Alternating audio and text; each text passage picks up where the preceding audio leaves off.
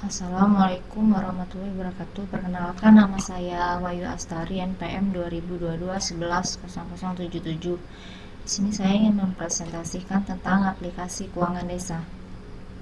Dokumen ini menguraikan rencana pengelolaan kebutuhan untuk aplikasi keuangan desa, sebuah inisiatif penting untuk mendigitalkan keuangan desa.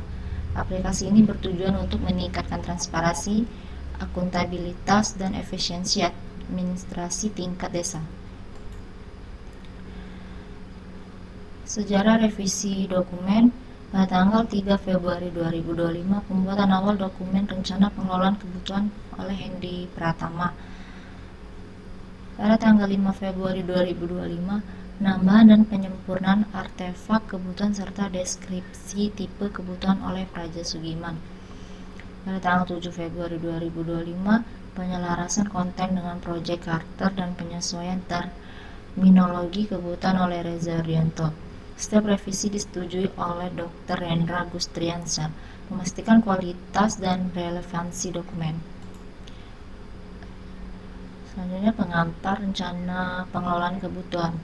Dokumen ini memberikan gambaran tentang bagaimana kebutuhan untuk proyek aplikasi keuangan desa akan dikelola selama siklus hidup proyek. Ini mencakup identifikasi, analisis, dokumentasi, pelacakan, pengendalian, perubahan, dan validasi kebutuhan. Tujuan utama yaitu memastikan semua kebutuhan stakeholder desa terakomodasi dan diimplementasikan dengan benar. Yang kedua, proses terdefinisi, yaitu menjelaskan proses identifikasi, analisis, dokumentasi, pelacakan, pengendalian perubahan, dan validasi kebutuhan. Selanjutnya, tujuan rencana pengelolaan kebutuhan.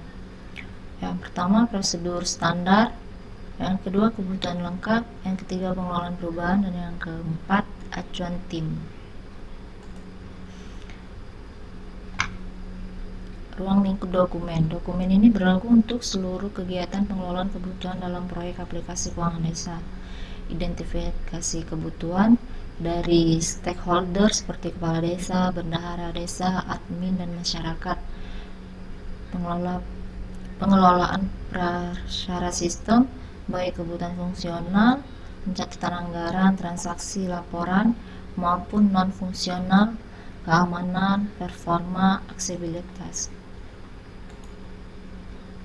Selanjutnya, artefak dan tipe kebutuhan, yaitu ada 4. Yang pertama, permintaan stakeholder. Yang kedua, kebutuhan stakeholder.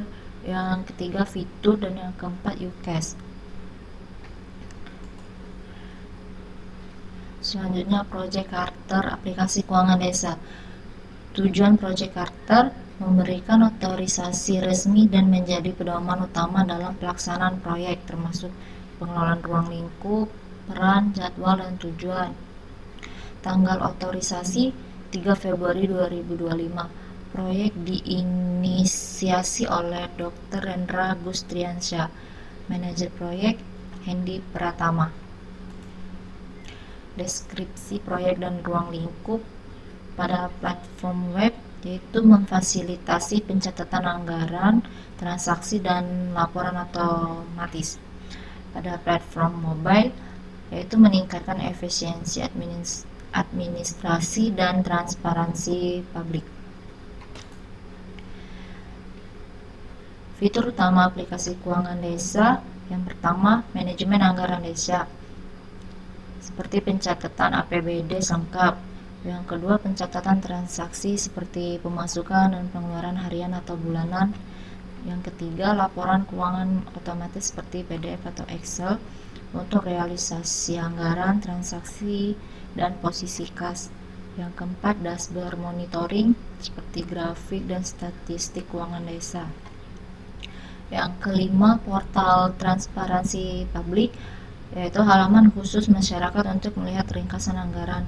Dan yang keenam, admin panel, yaitu pengaturan pengguna, kategori anggaran, dan data master desa. Selanjutnya, peran dan tanggung jawab proyek.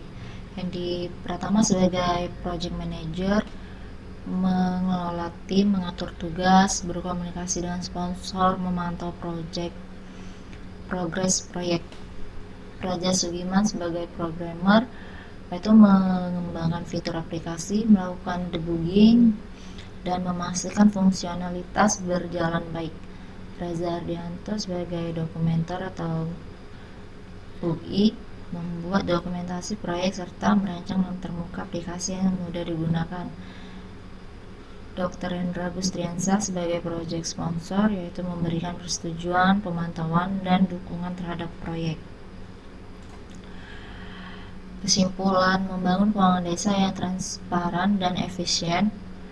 Yang pertama, transparansi publik, yaitu meningkatkan akses masyarakat terhadap informasi keuangan desa, menumbuhkan kepercayaan dan partisipasi. Yang kedua, efisiensi administrasi, yaitu otomatisasi proses pencatatan dan pelaporan, mengurangi beban kerja dan potensi kesalahan manual. Yang ketiga, akuntabilitas terjamin, yaitu menyediakan jejak audit yang jelas dan laporan yang akurat untuk setiap transaksi keuangan desa. Dan yang terakhir, pemberdayaan desa, yaitu memberikan alat modern bagi pemerintah desa untuk mengelola sumber daya dengan lebih baik dan efektif. Sekian dari presentasi saya ucapkan terima kasih.